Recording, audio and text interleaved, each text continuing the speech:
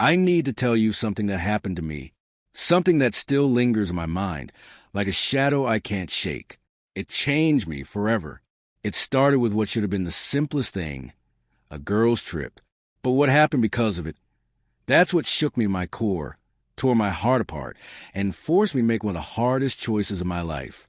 It all began so normally. My closest friends, women I've known since my college days, had been planning a weekend getaway for months.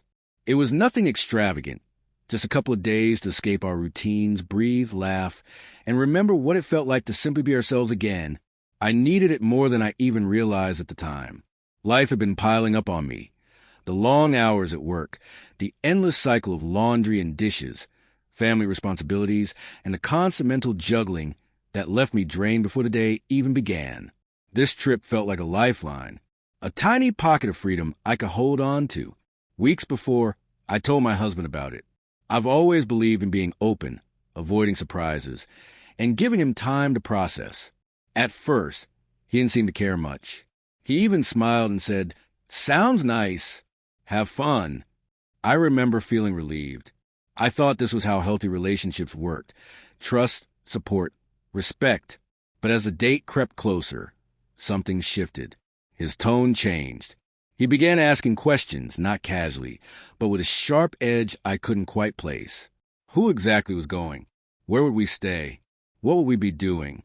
At first, I thought he was just curious, but the way he looked at me when I answered, like he was dissecting my every word, made me uneasy. I tried to reassure him. I explained it was just us girls. A little spa time, some nice dinners, maybe a few late-night movies in pajamas. Nothing wild. But his questions kept coming, faster, heavier, like he was searching for a hidden reason to be angry. I could feel the tension thickening in our home. Then, one evening, everything broke. He looked me straight in the eyes and said, "I don't want you to go." It was like the air was sucked out of the room. I remember my voice catching when I asked, "Why? What's wrong with a weekend away with friends?" But he wouldn't meet my eyes. He simply said, "I just can't let you. The words can't let you," stung deeper than I could explain. This wasn't a father talking to a child. It was my husband, the man who had vowed to be my partner, not my gatekeeper. I begged him to explain. Was he scared for my safety? Did he think I would do something to hurt our marriage? But every answer was vague, cold, and evasive. The days that followed felt like walking on broken glass. I tried to talk calmly, to explain how much I needed this trip. Not to run away from him, but to recharge, to take care of myself so I could be a better partner. I even offered compromises. Just one night, instead of two, constant check-ins. Anything to make him feel secure. But he wouldn't budge. It was as if a wall was being built between us. Brick by brick, by his own hands. The night before the trip, I stood in our bedroom, folding clothes into my bag with a knot in my stomach. I hated the idea of leaving on bad terms, but I also knew I would hate myself if I gave up something so important just to avoid his anger. So I made my choice. When I stepped out the door the next morning, I felt two things at once: relief and dread. Relief because I was finally doing something for me. Dread because I didn't know what kind of storm I'd be walking back into. That night, my phone rang.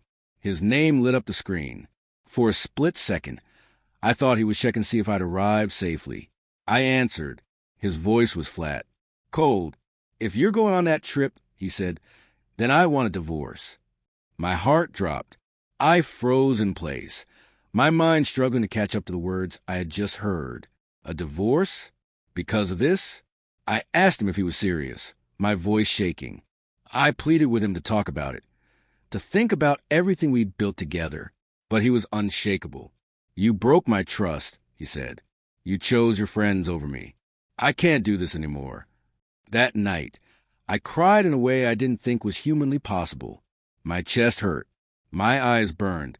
My hands trembled. I felt abandoned, blindsided, betrayed. Over the next few days, we tried to talk, but every conversation ended the same. His mind was made up. There was no softness, no space for compromise.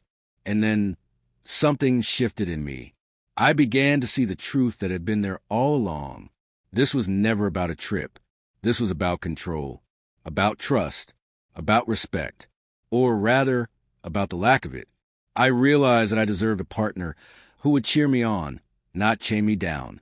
Someone who would trust me even when I was 1,000 miles away. Someone who saw my independence as a strength, not a threat. The divorce was brutal. There were moments when I doubted myself, when I almost wished I had just stayed home to keep the peace. But deep down, I knew I had made the right choice. That girl's trip became more than a weekend getaway.